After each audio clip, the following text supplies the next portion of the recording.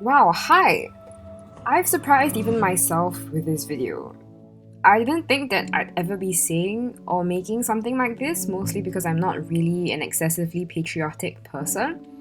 But in this video, I'll be looking at the NDP 2020 music video and breaking down some interesting things that I don't think we've seen in previous NDP music videos. Namely, playing with contextual framing, that's a term that I coined as I wrote this script, and this idea of I versus we. Alright, so let's look at the general structure of the 2020 music video.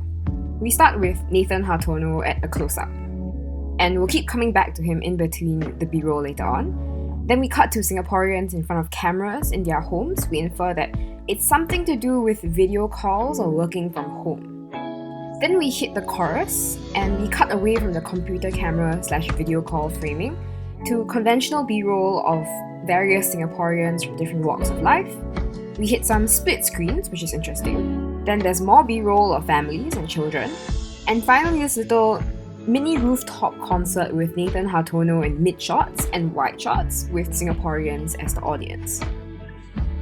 This structure of someone singing intercut with B-roll is pretty common for music videos and makes a lot of sense given the NDP purpose of these songs. It's hard to do this pretty seamlessly, and a lot of past music videos have done it in other ways. For example, 2019's was a bunch of people in a room singing, versus 2017 where it was entirely B-roll, versus 2016 where they had singers walk through the sets, which was meant to be the B-roll, and 2013 where they had B-roll extras lip-syncing to the song.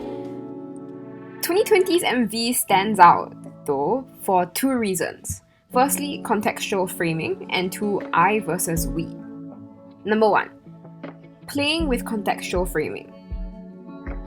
We all know 2020's MV had to somehow address Singapore's fight against COVID-19. That's inescapable. But I think that the way it achieved it is pretty interesting.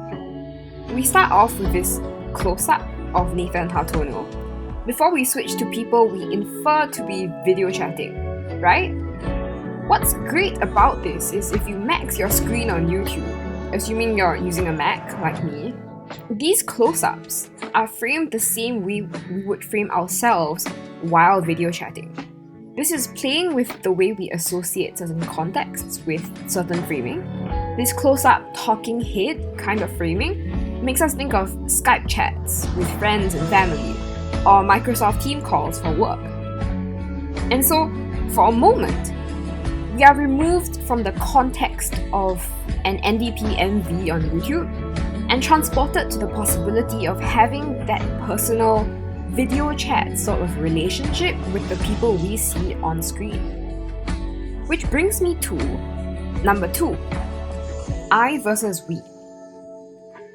One thing I really like about this video is that it hits the lyrics really well. The director really took a good look at the lyrics and used them like story beats in a screenplay. So, using COVID-19 and our contextual association to framing to establish a personal relationship matches the lyrics at the start. Nathan Hartono looks into the camera like he's vid calling us and tells us he wants us to understand. And then we get that refrain of, because of you, I am who I am. So everything's singular for the first minute of the MV. Because it's a personal I and a personal you, we are individuals connecting. But the lyrics introduce each other. And suddenly the working woman on screen preparing for a work from home video call is joined by her daughter. And we are no longer individuals. We are joined by family. When the word tapestry is introduced, it's the first cut away from the vid call framing to conventional framing from OK Chicken Rice, which donated chicken rice to workers during COVID. So now we are more than a family. We are members of a community.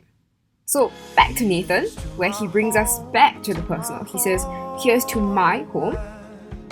Then we switch to dancers from Redefinition as every shining crystal in the sand. In this sense, every other member of this Singaporean community. And then we get the personal you and I with split screen vid call framing in the vertical frame of a phone this time.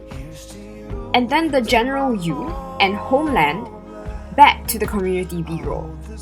This first verse and first chorus very successfully built that bridge between the unilateral relationship you and I have to each other across a screen to the multilateral relationship an individual has to their community.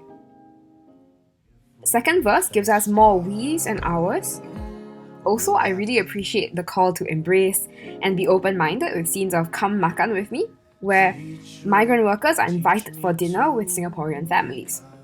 Also, I really appreciate the reference to more than you and me, and then they give us this scene of a toddler running with his parents, like future generations.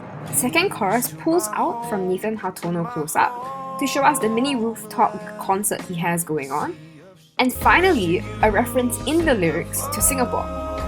That final logical step after we went from individual to family to community to accepting fringe members of the community to Singapore as a whole.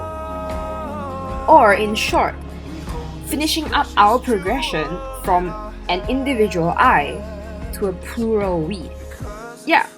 So I was really surprised at how strongly I felt for this video. It could partly be the rally round the flag effect due to the COVID-19 thing causing some patriotism. But really, a strong music video that I'd say hits all the right tonal beats for a National Day celebrated in the middle of a pandemic. Not too hand-clappy or excited, but still airy and hopeful and forward-looking.